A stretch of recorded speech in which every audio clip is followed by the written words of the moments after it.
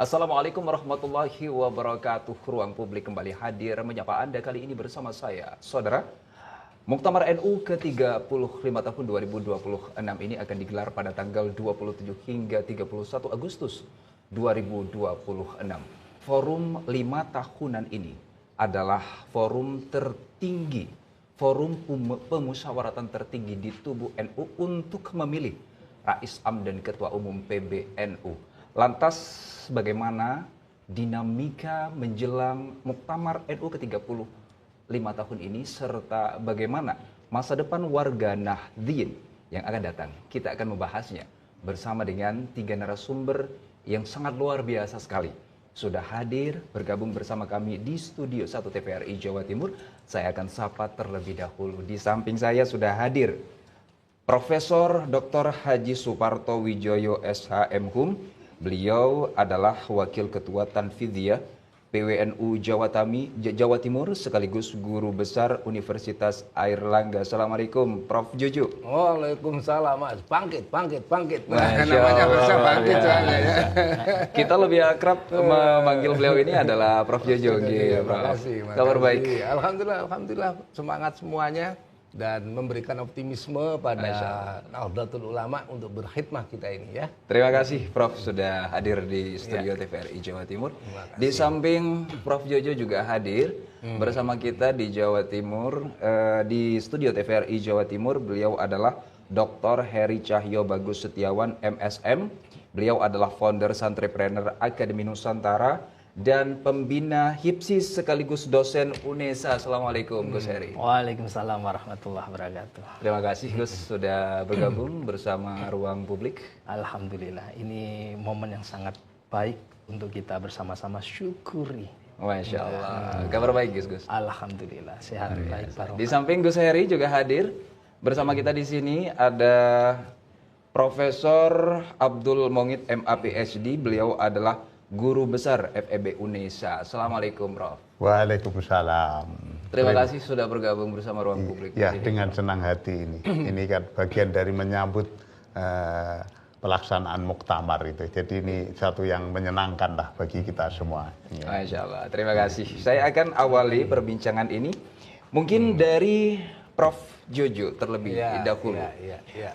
Prof, sebentar lagi kurang lebih 1 pekan ke depan, tepat di tanggal 27 hingga 31 Agustus ini, warga Nahdien ini akan mengikuti, begitu ya bahasa saya, Muktamar NU ke-35 yang diadakan di Tambak Beras Jombang, tepatnya di Pondok Pesantren Bahrul Ulum. Oke, Prof. Saya ingin bertanya di awal kepada Prof Jojo, bagaimana sih persiapan dan situasi terkini nih Prof? Jelang Muktamar ke-35 tahun ini. Gini, mata dunia sekarang ini tertuju ke Pondok Pesantren Bahrul Ulum, Tambak Beras Jombang. Karena ada agenda perkhidmatan kedaulatan Nahdlatul Ulama. Muktamar itu kan forum daulatnya warga Nahdien dan para Nahdiyat juga yang memberikan mandat kepada para alim, para ulama kita untuk penyelenggaraan muktamar yang itu dipantau oleh dunia internasional, tidak hanya di Indonesia sebenarnya, karena warga Nahdien itu ada di seluruh dunia juga ada gitu ya, perwakilan internasional juga akan hadir, para pengamat hadir, dan NU itu sendiri lahir dari dinamika global di tahun 1926 itu ya, lahir dari konstelasi geopolitik global dan geoekonomi global saat itu. Dengan runtuhnya Turki Utsmani, kemudian ada satu fragmen historis yang luar biasa di situasi di Hijaz, dan para masyayikh, para alim, para ulama, para pendiri Hadratul Syekh Kiai Haji Hasyim Asy'ari, Yai Wahab Hasbullah dalam konteks Komite Hijaz itu, kemudian intinya kemudian lahirlah Nahdlatul Ulama yang insya Allah kemudian tanggal 27 Agustus besok kan punya perhelatan yang itu ada di teritori para masyayikh ini yang luar biasa, para muassis NU. Bagaimana ulama-ulama besar Hadratul Syekh Hasyim Asy'ari, kemudian Kiai Wahab Hasbullah. Di tempat itulah diselenggarakan Muktamar ke-35. Saya pikir ini pilihan lokasi sesuai dengan pesan langit dan bumi yang tersambung di Jombang gitu ya. Jadi daulat ilahiyah untuk menyirami ratusan juta jamaah Nahdlatul Ulama itu untuk menanti muktamar. Jadi sekarang zikirnya kadang-kadang muktamar gitu. Jadi Muktamar 35 ini menggeliatnya luar biasa. Ya dunia kampus juga menyuarakan tentang muktamar, masyarakat juga menyuarakan muktamar, negara sendiri hadir untuk muktamar.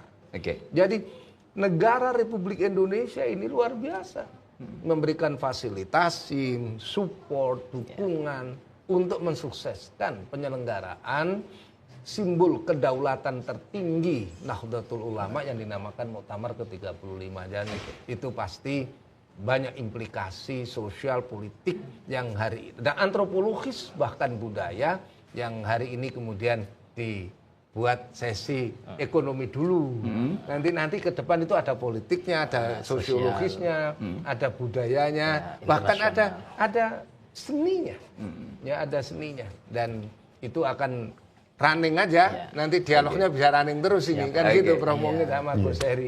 Prof, dikabarkan juga bahwa Presiden Republik Indonesia Presiden Prabowo Subianto ini juga akan hadir begitu nanti seperti yang disampaikan oleh Prof Jojo tadi bahwa seluruh umat Nahdien ini menunggu hadirnya muktamar kan begitu. Sedikit boleh dijelaskan Prof, adakah perbedaan yang signifikan di antara muktamar sebelumnya di Lampung, di Lampung, yang dengan muktamar yang hari ini di Jawa Timur nih, Prof. Apa nih, Prof? Dari Lampung kan pulang kampung ini, nah, muktamarnya gitu ya, pulang kampung ke Jombang gitu ya, pulang kampung ke Jombang, ke wilayah di mana Kiai Wahab Hasbullah ini sebagai bagian esensial pendirian Nahdlatul Ulama, bahkan memimpin Komite Hijaz saat itu. Jadi ini ke bidannya langsung gitu. Jadi sepertinya NU sedang kembali ke pangkuan para pendiri dan ini tentu membahagiakan sekaligus membanggakan dan memiliki akar historis eling pada asal usulnya. Eling pada asal usulnya. Jadi NU ingat kembali, dan tatkala ingat kembali itu, Hadratus Syekh Hasyim Asy'ari memberikan tinggalan dasar tentang konon asasi, ya, tentang konstitusi Nahdlatul Ulama, dan Kiai Wahab Hasbullah mengeksekusinya menjadi sebuah organ Nahdlatul Ulama, terus dikendarai bersama-sama, diramut, dirumat, diruat, langsung ada di dalam konstelasi geografis ditambak beras. Artinya NU insya Allah tidak akan kekurangan pangan. Warga Nahdlatul Ulama. Karena ini diberi simbol tambak beras cocok dengan program pemerintah ketahanan pangan. Jadi ini pas. Karena ketahanan pangan, tambaknya penuh beras. Beras itu makanan pokok kita. Maka jangan khawatir. Insya Allah dengan muktamar ini tambah makmur. Rezekinya wakil, sandang pangannya lengkap. Dan implikasi ekonominya jelas ditambak beras. Masya Allah, luar biasa sekali. Prof Jojo, tadi saya ingin ke Gus Heri sekarang. Tadi disampaikan oleh Prof Jojo bahwa adanya muktamar ini juga akan berdampak begitu ya kurang lebih terhadap masyarakat sekitar serta mengirimkan pesan bahwa muktamar yang ke-35 pulang kampung ke Jawa Timur tepatnya ditambak beras sesuai dengan program presiden begitu ya. Kalau menurut Gus Heri, tentunya adanya muktamar ini tidak hanya memilih ketua umum dan juga Rais Am saja. Ada kita menyebut dengan Nahdlatul Tujar. Itu merupakan sebuah kebangkitan ekonomi dari kaum sarungan begitu. Bagaimana Gus Heri melihat soal ekonomi warga Nahdien ke depan? Terima kasih Mas Badrus, Prof. Bangkit. Prof. Badrus bangkit. Amin. Insya Allah ya bangkit dan selalu Badrus salam. Amin. Luar biasa, saya sangat bergembira hari ini karena pertama kita bersama-sama akan menjumpai satu momen yang begitu dahsyat, begitu luar biasa. Dan disampaikan Prof ini seluruh mata dunia tertuju pada Kabupaten Jombang. Dan ketika muktamar itu dihadirkan, maka tentu orang mungkin akan mengatakan bahwa muktamar adalah pemilihan pemimpin di Nahdlatul Ulama. Tapi lebih dari itu, bahwa ada sesuatu yang hari ini perlu untuk kita ungkap. Ada sejarah besar bagaimana NU itu lahir. Jauh sebelum Indonesia merdeka, hari ini 81 tahun, dan jauh sebelum Nahdlatul Ulama 1926 itu dihadirkan, itu ada satu gerakan yang hari ini patut untuk kemudian kita teladani. Apa itu? Ada yang disebut dengan Nahdlatul Wathon. Jadi kebangkitan di dalam menata kehidupan berbangsa. Ya. Makanya kemudian muncul hubbul watan minal iman. Cinta tanah air bagian daripada iman. Lalu kemudian tahun 1918 kemudian mulai dipikirkan bagaimana kebangkitan itu diwujudkan. Maka muncul namanya taswirul afkar. Jadi ada kebangkitan di dalam berpikir. Para kiai ulama terdahulu itu merumuskan apa visi misi untuk kebangkitan Indonesia untuk bisa merdeka. Itu dirancang tahun 1918. Kemudian Nahdlatul Wathon, Taswirul Afkar. Dan jauh sebelum NU berdiri, ada satu kebangkitan yang hari ini layak kita teladani, adalah Nahdlatul Tujar. Kebangkitan para saudagar. Karena NU pesantren lahir dekat dengan kehidupan masyarakat pedesaan. Jadi kalau ngomongkan hari ini tentang ekonomi Nahdliyin, itu sudah dipikirkan oleh para masyayikh kita, para pendahulu kita, para kiai ulama kita untuk memikirkan ekonomi umatnya.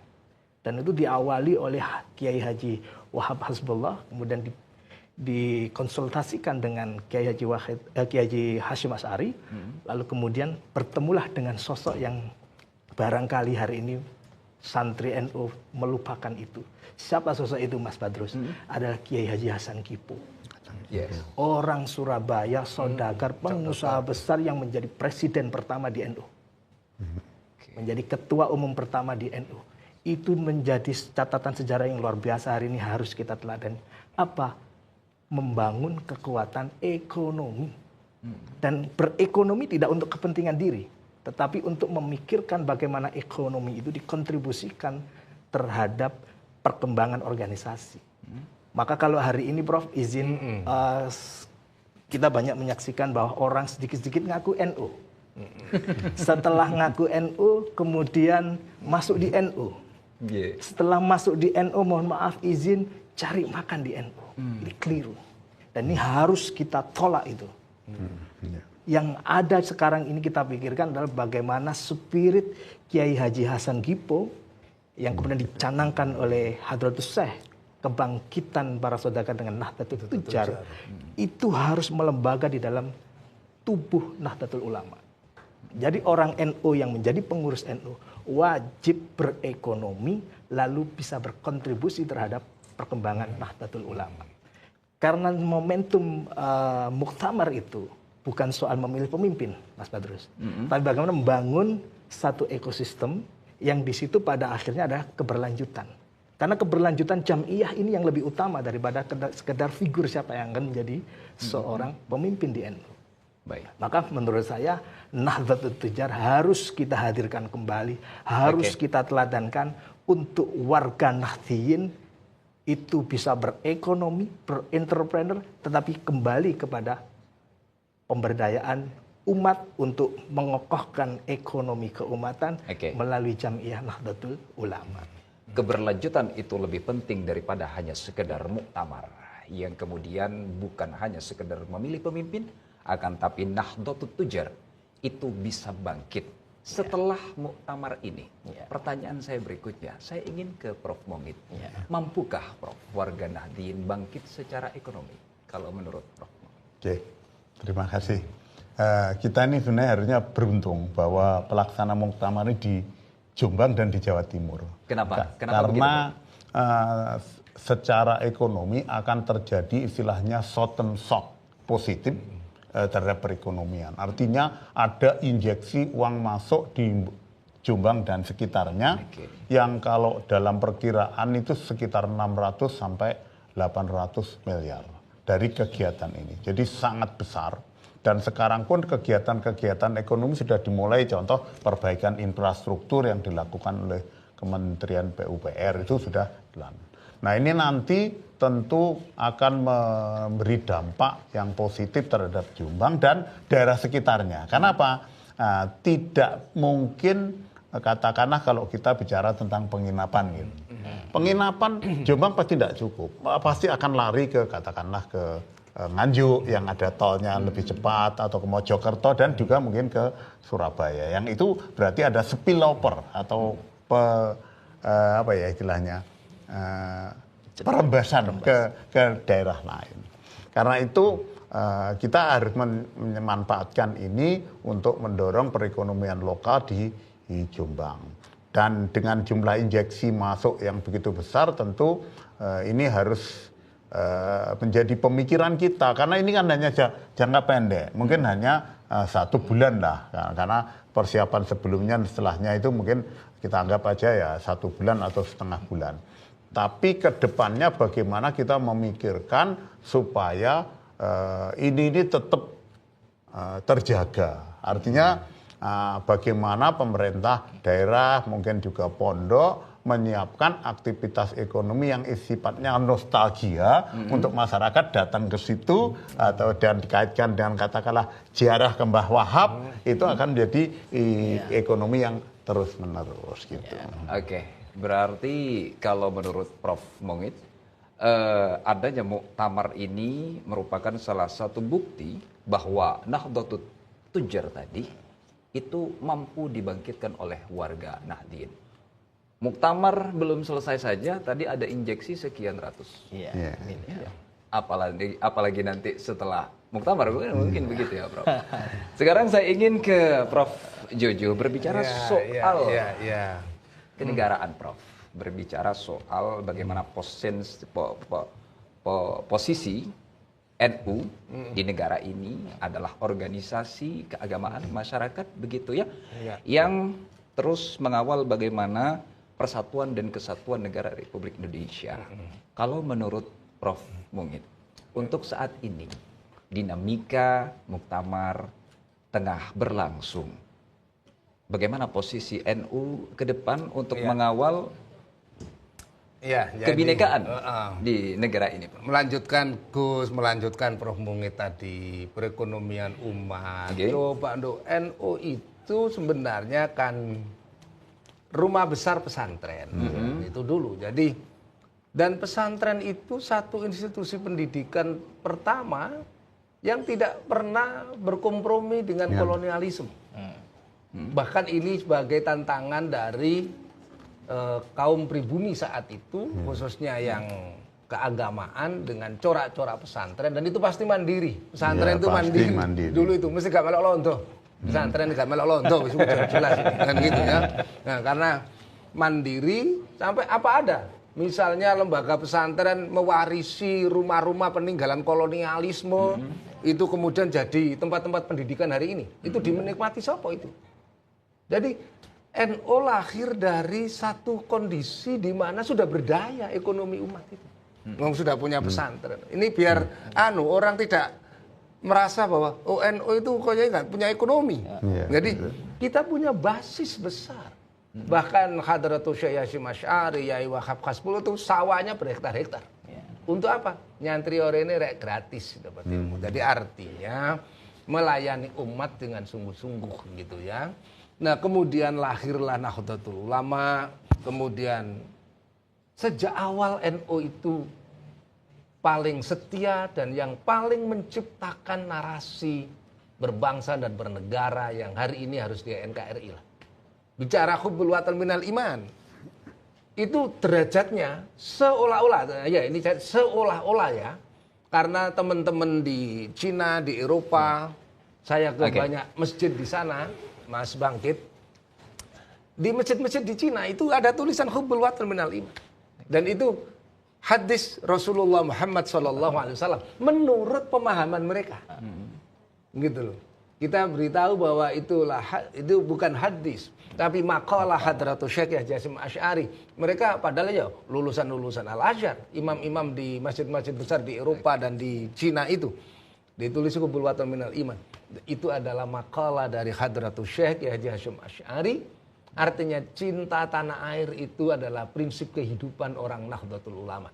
Berarti mencintai republik ini jangan diragukan bahwa NU itu ya NU kalau tadi NU itu pasti mencintai republik ini. Ya, bahkan ada statementnya sampai ada statement Qubulwatan Minal Iman. Itu dari Hadratus Syekh gitu ya. Untuk itu tidak usah diragukan dan selama negara ini kemudian bersama-sama dengan NU, insya Allah semua itu menjadi aman kok. Karena apa? Pasti orang NU itu pada waktu revolusi 1945, siapa yang ada laskar-laskar kita, laskar Hizbullah, laskar Sabilillah, dan laskar-laskar yang lain itu yang mimpin Mas. Itu yang mimpin adalah kiai-kiai kampung. Kiai-kiai kita di tingkat-tingkat desa itu untuk mempertahankan republik ini. Tatkala pemerintah pusat saat itu hampir tidak berdaya. Hampir tidak berdaya. Di tahun 45 sehingga memunculkan gerakan 10 November itu. Itu peran besar para alim, para ulama. Di samping tentu warga yang lain. Artinya NU sudah tampil di situ. Dan kalau kemudian setelah menang, yang jadi pejabat-pejabat kenegaraan resmi menjadi pemegang otoritas militernya bukan kiai, karena bagi kiai mempertahankan NRI bagian dari iman, maka setelah kita merdeka monggo dikelola dengan baik. Dan yang jadi ini kalau saya buka detail, ini dari kenil-kenil juga banyak kader-kader kenil, tapi kemudian diberi mandat itu untuk apa? Bahwa kader NU tidak memperebutkan itu. Kader NU balik ngeramut di kampung, balik ngeramut musola, langgar masjid, kemudian gerakan budayanya, tahlil, yasin, tibaan, solawatan, itu adalah akar budaya. Dan setiap solawatan itu mesti ono dagangan, ono dagangan. Artinya ekonomi berkembang dengan solawat. Bahkan setiap pekan itu ya, Prof ya, setiap malam Jumatan begitu ya. Itu berarti ini berarti nanti jelas ini ya, Mas Bangkit ini ya. Kok ngerti setiap pekan ono tibaan.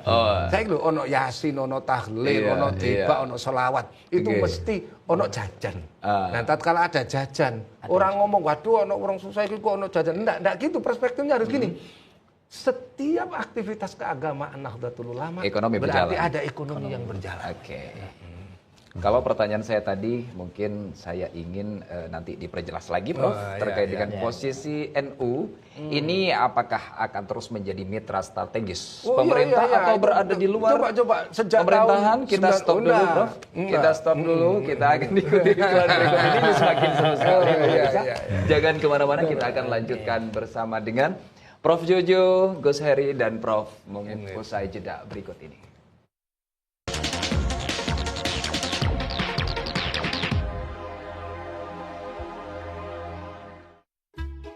Welcome to tongkrongan Super Ayah melek stunting.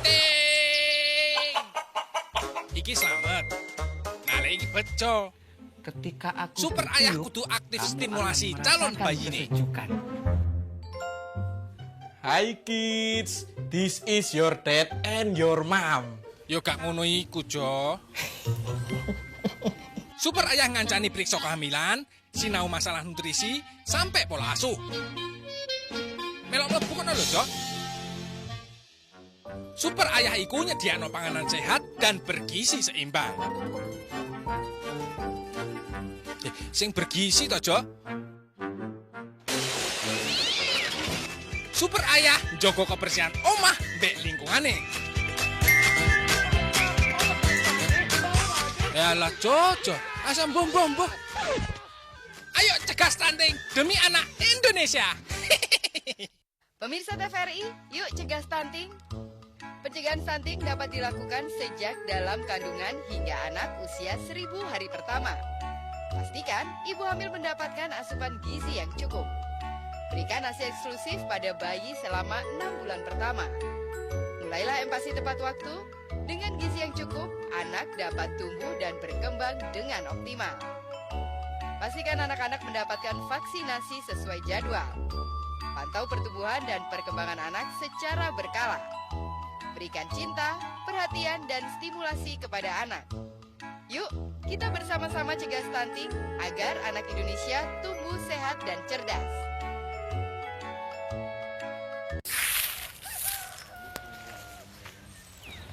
Kok brodoli? Halo, Pak di mana? iki lagi macul, ana apa? Iki lho, sapuku brodol. Ah, brojol.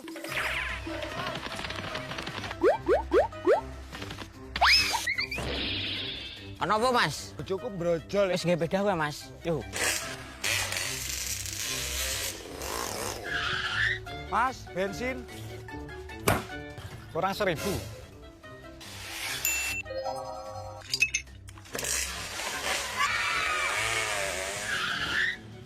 Oh, jare brojol. Sopo sing brojol? Iki lho, sapuku brodol. Oh, alah.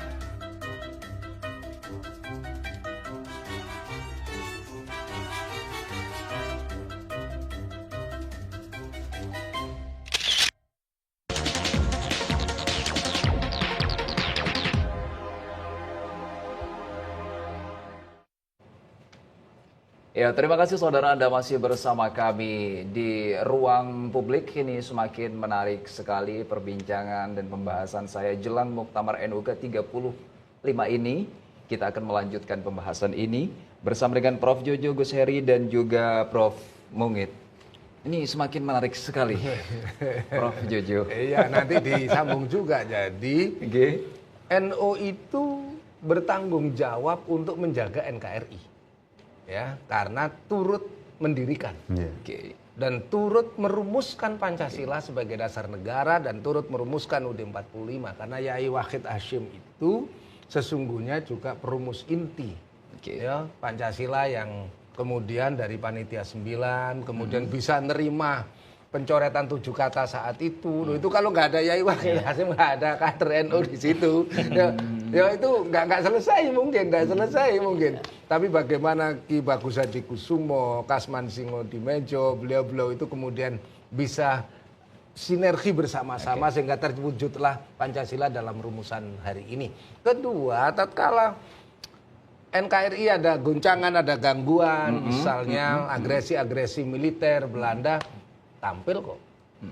Ya laskar-laskar Hizbullah kita tampil saat itu. Sampai di era Orde Lama, kemudian bagaimana NU membentengi diri tatkala ada Nasakom begitu. Di satu sisi juga kemudian ngambil posisi, oh ini ada yang agak kurang pas. Tetapi bagaimana negara ini tetap terselamatkan. Di era Orde Baru kemudian muncul harus ada asas tunggal Pancasila. Mana ormas yang pertama kali memberikan support pada Presiden Soeharto saat itu, pada pemerintahan saat itu, langsung kita Muktamar Nahdlatul Ulama di situ Bondo tahun 1984 kita ambil asas tunggal. Wong apa sih Pancasila itu asasnya, akidahnya Ahlussunnah wal Jamaah. Itu tinggal kata Gus Dur gini, pokoknya di sela-sela kopiah iki semua kerek sangune. Oh iki asas, oh ini akidah. Gitu. Artinya apa? Kita punya basis intelektual tadi. Gitu. Jadi udahlah, NU itu pasti mensupport dan menjadi benteng pertahanan NKRI terkokoh itu secara kultural dan struktural adalah Nahdlatul Ulama. Kubul waton minal iman, mencintai negeri ini adalah sebagian dari iman. Itu tertancap di lubuk hati sanubari setiap warga Nahdien di bumi Indonesia dan di seluruh dunia. Saya ingin ke Gus Heri sekarang. Gus Heri, tentunya usai muktamar ini seluruh warga Nahdien berharap bagaimana NU ini lebih maju melesat lagi ke depan. Kurang lebih seperti itu Gus Heri. Tentunya di bidang ekonomi ini harus kuat. Bagaimana ekonomi pesantren? Bagaimana ekonomi warga Nahdien ke depan ini harus dibangun? Gus, silakan. Ya, menarik sekali. Izin Prof. Pertama bahwa tadi sudah saya uraikan bahwa ada secara besar tadi ya, bahwa ada Nahdlatul Tujar itu adalah pondasi di dalam membangun organisasi Nahdlatul Ulama. Nah, tentu untuk kemudian bagaimana agar kemudian sustainability itu tidak hanya menghasilkan pemimpin baru, tetapi bagaimana menghasilkan satu ekosistem yang di situ adalah ekosistem ekonomi. Dan hari ini kami bersyukur bahwa pesantren-pesantren di Indonesia itu sudah mulai mengarahkan, mereorientasi dari hanya sekedar tafaqquh fiddin bergeser kepada tafaqquh fitijarah.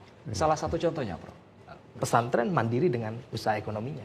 Salah satu contoh usaha ekonominya? Contoh, misalnya di Sidogiri, dengan kemandirian ekonomi usaha industri air mineralnya, luar biasa. Kemudian di Lamongan ada Sunan Derajat, dengan pabrik alas kakinya, dengan restorannya, dengan gunungnya, wah, dengan garamnya dan seterusnya. Ada itu, Gus. Sidoarjo dekat kami ada di Pondok pesantren Mukmin Mandiri menghasilkan kopi. Cuma kopinya belum dibawa ini. Ya toh? Menghasilkan kopi. Artinya apa? Pesantren hari ini sudah mampu menjawab kebutuhan daripada masyarakat kita. Jadi kalau pesantren itu kan ada 3 tipologinya. Ada pesantren salaf, khalaf, planner. Jadi salaf itu murni tradisional. Kitab-kitab klasik dikaji. Lalu ada pesantren khalaf. Makanya di perguruan tinggi itu hadir di dalam pesantren. Nah, yang terakhir adalah pesantren planner. Ya, pesantren planner itu adalah bagaimana pesantren bisa mengokohkan ekonominya untuk kemandirian umat di sekitar pesantren. Satu pesantren saja di pedesaan dengan usaha ekonominya, berapa jumlah tenaga kerja yang diserap dari desa. Pesantren punya usaha ekonomi, sumber daya santri dan jemaah, masyarakat sekitar. Santri lulus, ya, dan tentu santri itu kalau mondok dari luar daerah. Lalu kemudian ada sinergitas kerjasama yang baik antara pesantren dengan alumni. Dan berkelanjutan ya. Berkelanjutan membangun usaha kemandirian ekonomi. Maka berapa jumlah usaha ekonomi yang dibangun dari alumni santri. Karena itulah kemudian santri itu luar biasa potensinya di dalam membangun kekuatan ekonomi. Karena oleh Kiai NU terdahulu dibangun pondasinya, Prof. Jadi NU belum lahir sudah dibangun Nahdlatul Tujar, kebangkitan ekonomi. Maka bahasanya hari ini kalau kita sebut adalah yang dibayangkan saya nih Mas Badrus ya adalah kita membuat satu gerakan entrepreneur Nahdiyin. Entrepreneur Nahdiyin. Ya, entrepreneur Nahdiyin. Nah ini nanti kita coba urai apa yang harus dilakukan oleh warga Nahdiyin di dalam membangun satu gerakan entrepreneur Nahdiyin. Oke, luar biasa sekali. Dan itu akan terus berkelanjutan sehingga warga Nahdiyin ini kokoh dan mandiri secara ekonomi, begitu ya Gus. Saya ingin ke Prof. Mungkin sekarang, pada saat muktamar ini berlangsung dan mungkin mulai saat ini ya, saya membaca berita tadi pagi begitu Prof, bahwa mulai saat ini bazar UMKM ini sudah dibuka di Tambak Beras sana, dan ini tentunya menghadirkan satu fenomena ekonomi begitu ya di tengah masyarakat, sosial ekonomi di tengah masyarakat, dan tentunya ini sangat berdampak baik sekali terhadap warga Nahdiyin sekitar dan meningkatkan PAD juga bagi Jombang begitu. Bagaimana Prof. Mongit melihat fenomena ini? Oke, terima kasih. Sebelum jawab itu saya ingin nambahkan gitu, Prof.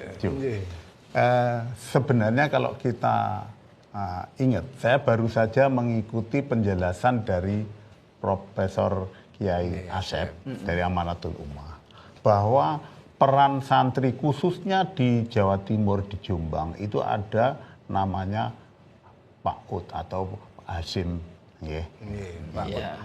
itu beliau itu ketika muda menjadi salah satu komandan yang melakukan yang namanya memotong garis panmuk.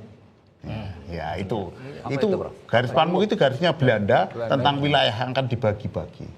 Dan itu diterobos oleh beliau. Nah, sekarang beliau diusulkan Kiai Yusuf Hasim itu diusulkan sebagai pahlawan nasional. Oke, kita balik ke yang ke ekonomi, tentang kegiatan ekonomi yang berkaitan dalam rangka mendukung ini. kegiatan yang katakanlah basar sudah dimulai gitu. Itu kita nanti selama kegiatan itu yang namanya basar kegiatan perdagangan yang mendukung itu. Karena ingat yang daftar Muktamar ini mungkin hanya 3.000 4.000 orang.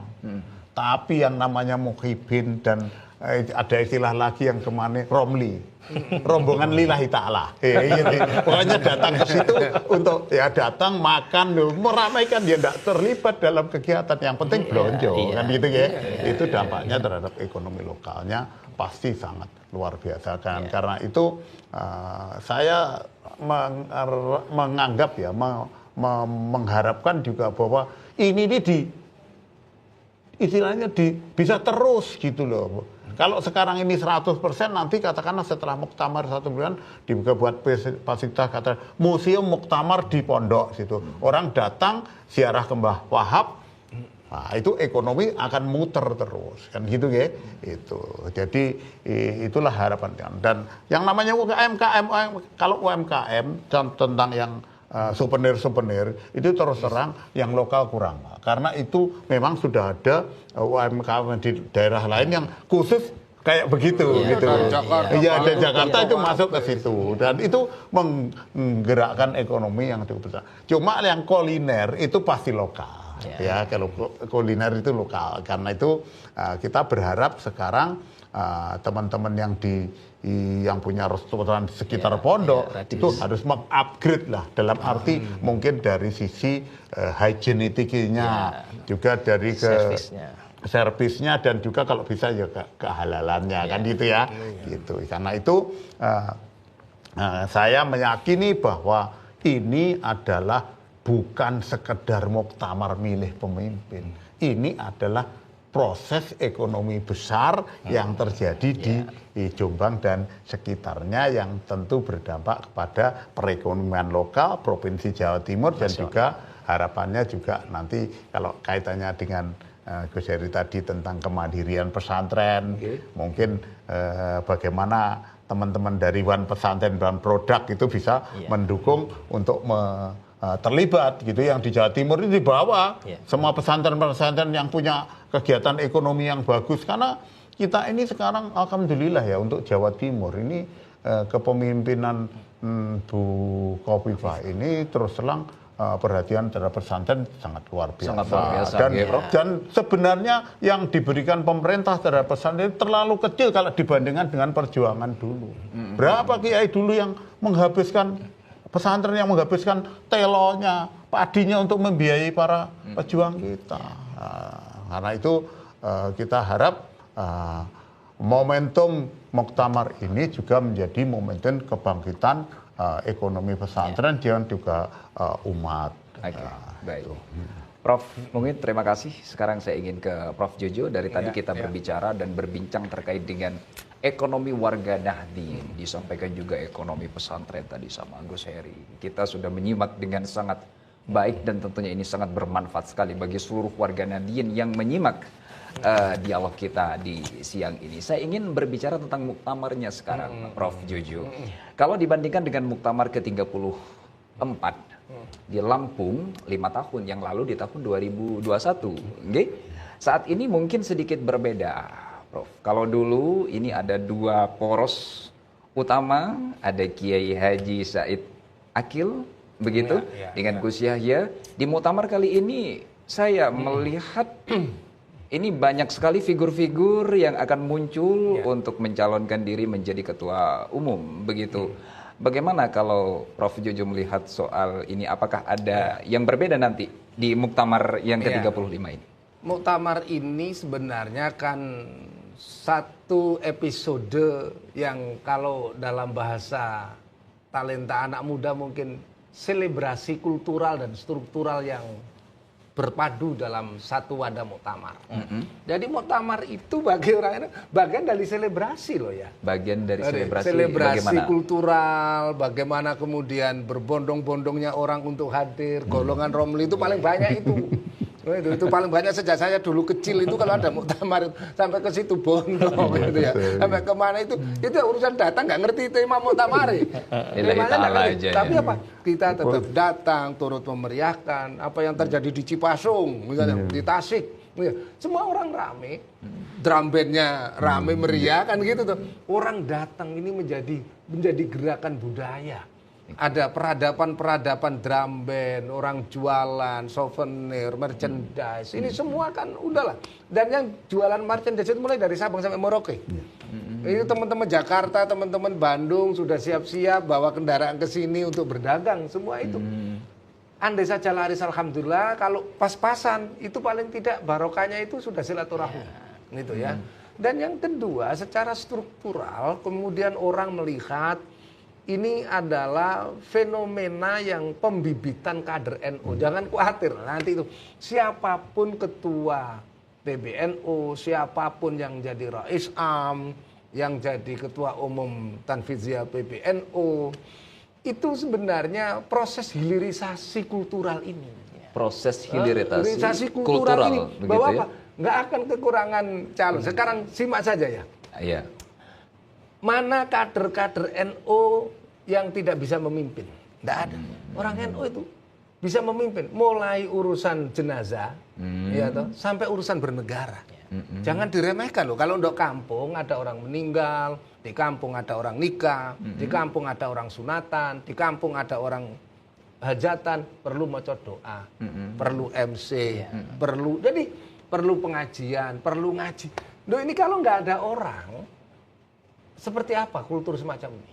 Nggak akan tercipta. Tapi dengan adanya Nahdlatul Ulama, di ranting anak cabang, sama anak cucu cabang itulah ada. Anak cicitnya itu ada.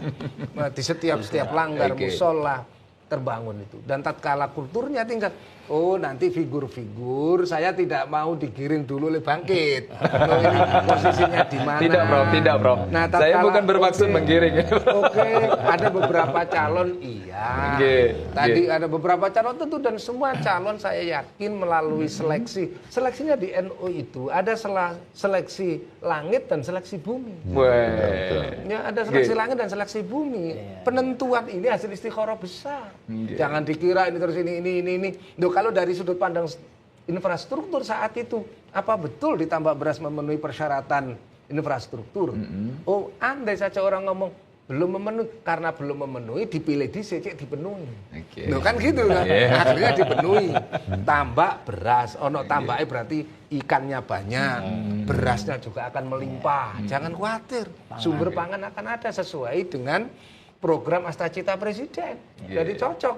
Oh nanti dulu ini tadi ngingetkan ini tadi. Gimana Prof? Yai Hasan Dipo, presiden pertama itu pengusaha. Akar utamanya pengusaha. Iya toh, dipilihlah oleh Hadratus Syekh dan pertemuan di Bubutan itu ya memutuskan kan gitu. Akhirnya dipilih, oh presidennya itu ternyata harus konglomerat. Ya toh konglomerat. Nah, yang di atasnya Rais Am, Rais Akbar saat itu, ya yang memang mumpuni dengan segala ilmunya, Hadratus Syekh Haji Hasyim Asy'ari dan yang lain-lain, para alim, para ulama kita yang top-top di situ. Organisasi harus bergerak biar bisa memberi, bukan diberi. Maka konglomerat Yayasan Dipo. Nah, sekarang juga ada yang punya basis pengusaha. Gitu loh, pengusaha juga nanti itu sudah selesai dalam dirinya karena dia sudah pengusaha, nggak mikir tambang, nggak mikir misalnya siapa itu Prof? Siapa itu? Nggak pakai dikasih bocoran dikit. Nggak pakai dikasih bocoran, sudah paham kok ini. Penontonnya sudah paham kok ini ya. Tetapi siapapun yang terjadi, tak tanya nanti ya. Siapapun yang jadi. Jadi itu calon-calon berbasis pengusaha ada, berbasis keilmuan ulama ada, ya berbasis santri, gerakan tukang demo ada. Tapi semua itu percayalah bahwa Yai sepuh kami itu mengawal dengan doa-doanya, mengetuk pintu langit untuk apa? Untuk senantiasa menjaga keteduhan Nahdlatul Ulama. Baik Prof Jojo. Luar biasa sekali saya menyimpulkan dari apa yang disampaikan oleh Prof Jojo ini bahwa untuk pemilihan bagaimana bursa figur yang kemungkinan nanti akan terpilih sebagai ketum ini masih sangat dinamis sekali dan seluruh figur-figur itu sangat berkompeten dengan ciri khasnya masing-masing untuk dia nanti bisa memimpin bagaimana PBNU ini 5 tahun ke depan. Saya ingin ke Gus Heri. Kalau menurut Gus Heri, figur-figur yang kemudian nanti akan muncul ini kan ada beberapa nih yang mencuat di permukaan nih. Malah tahu dia. Dia ahlinya. Saya tahu. Kita yang nggak tahu. Salah satunya adalah Kiai Haji Zulfa Mustafa, ada Gus Oh Kiki. gitu ya. Oh, ada Gus Kiki. Oke. Siapa mana? Yang saya tahu itu. Ngerti deh. Iya. Itu bagaimana Gus Heri melihat? Ya, begini Mas Badrus. Apa yang disampaikan oleh Prof Jojo tadi itu sudah melegakan hati kita bersama. Tentu pemirsa yang juga hari ini menyaksikan bahwa di NU itu memiliki satu tradisi yang luar biasa. Bahkan tadi disebut ada seleksi langit dan seleksi bumi gitu ya. Maka kemudian kita tidak perlu ragu lagi dengan sosok-sosok beliau-beliau itu yang saya sendiri juga belum tahu. Ternyata ada tadi yang disebutkan oleh Mas Badrus tadi saya juga belum tahu. Baru tahu hari ini. Dan tentu muktamar ini bukan soal figur, Mas Badrus, tetapi bagaimana... Muktamar bukan soal figur? Bukan harus soal figur, tetapi bagaimana ini menjadi satu proses yang pada akhirnya adalah bagaimana Jam'iyah ini mengalami sebuah keberlanjutan. Proses Jam'iyah mengalami sebuah keberlanjutan. Keberlanjutan tidak hanya setelah dipilihnya seorang pemimpin, tetapi bagaimana setelahnya itu bisa menghidupkan ekonomi. Hari ini kata konteksnya adalah menghidupkan ekonomi. Karena tadi Prof Jojo mengatakan ada seleksi langit dan bumi. Maka santri itu punya motivasi langit, punya motivasi bumi. Ya, karena disebutkan tuh di dalam hadisnya Nabi itu at-tajir as-sadiqul amin ma'an nabiyyin wasidqina wasuhada.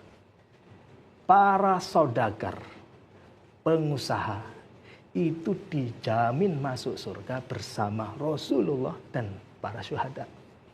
Jadi itulah motivasinya kemudian bahwa santri harus memiliki motivasi yang kuat. Para warga Nahdliyin harus bisa hidup ekonominya karena dijamin masuk surga bersama Rasulullah dan para nabi. Sehingga hari ini kita berbicara dalam konteks menghidupkan pasca daripada muktamar itu adalah mengokohkan ekonomi. Kiai Haji Hasan Kipo menjadi pemimpin pertama di NU. Bukan mengambil sesuatu dari NU dibawa keluar, tetapi membawa dari luar ekonomi itu dibawa ke dalam. Nah, inilah yang kami butuhkan untuk kepemimpinan Nahdlatul Ulama ke depan. Yang bagaimana bisa menggerakkan perekonomian warga Nahdliyin mapan begitu ya? Iya. Dan berkelanjutan dan begitu berkelanjutan. Ya? Oke, baik. Karena itulah yang paling penting adalah bagaimana mengokohkan ekonomi Jam'iyah Jamaah Nahdlatul Ulama ini.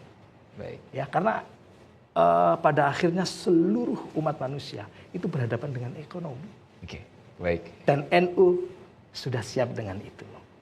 Warganya siap dengan itu. Makanya kita konsepsikan nanti bagaimana ke depan pasca ini kita munculkan satu gerakan baru namanya Entrepreneur Nahdliyin. Yang diawali dari spirit Nahdlatul Tujar. Luar biasa sekali. Ini bukan soal siapa pemimpinnya. Ini adalah soal bagaimana keberlanjutan NU. Lebih mandiri lagi dan lebih maju lagi ke depan. Nahdlatul Tujar tadi yang disampaikan oleh Gus Heri. Saya ingin ke Prof Mungit.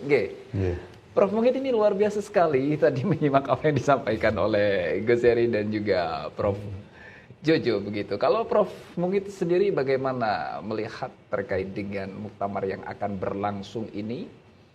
Baik itu dari figur-figur yang kemungkinan nanti akan memimpin menahkodai NU selama 5 tahun ke depan. Kalau saya sebagai ekonom tentu tidak bisa masuk ke area itu siapa figur. Tapi saya juga meyakini dan setuju karena karomahnya NU ini pasti campur tangan langit pasti ada. nanti pemilihan itu ya. Tetapi yang penting dan mungkin saya ingin harapkan di dalam muktamar nanti juga disinggung program-program ke depan dari Nahdlatul Ulama tentang pemberdayaan ekonomi umat gitu. Karena ingat karena jumlah Nahdliyin itu begitu banyak dan juga kita mengetahui bahwa kondisi ekonomi masyarakat yang di bawah itu kan juga perlu mendapatkan apa istilahnya intervensi dari organisasi untuk mengembangkan kegiatan ekonominya. Dan yang pesantren sudah mulai, saya pikir perkembangan sudah cukup bagus. Nanti kita harapkan santri yang diajari dengan bisnis itu tidak setelah lulus itu ngarepnya nanti jadi modin atau jadi anu saja, tapi jadi pengusaha itu. Betul. Dan itu saya pikir dari awal yang namanya pergerakan Nahdlatul Ulama yang kita mulai katakanlah dari syarikat Islam dan sebagainya kan para pebisnis semua. Jadi maka itulah kita harapkan bahwa agenda politiknya agak dikurangi sedikit, tetapi agenda ekonomi dan pemberdayaan ekonomi umat akan ditingkatkan pada pengurusan kepengurusan berikutnya ini. Jangan gitu. pas kemudian dibalik, Bro. Ya. Agenda politiknya yang ditingkatkan. Ya, jangan, saya berharap tidak. Karena kita ini sebenarnya dari awal seperti tadi, kita tidak usah terlalu masuk ke dalam praktis, tapi tetap mengisi dengan nilai-nilai yang bagus, nilai-nilai Nahdliyin yang selama ini menjadi prinsip-prinsip kita. Baik, saya luar pikir biasa sekali, itu harapan saya. Masya Allah. Saya ingin sebelum kita akhiri bagaimana perbincangan kita menjelang Muktamar ke-35 ini juga berbicara tentang dengan bagaimana ekonomi warga Nahdliyin. Saya ingin sebelum ini kita akhiri, saya ingin minta sedikit closing statement apa yang penting untuk didengarkan oleh seluruh warga Nahdliyin. Dan juga untuk Presiden kita. Jadi gini, NU itu kan yang paling punya masa akar rumput. Tidak ada setiap jengkal Republik ini yang tidak ada warga Nahdliyin. Nah, saya sepakat soal hal itu, Bro. Ya, apalagi di Madura. Ini tempatnya bangkit ya. Dan pemerintah punya program KDMP, Koperasi Desa Merah Putih. Loh, nanti kalau ini gerakannya sambung, bersinergi. Maka bersinergi, setiap musola kita buat Numar.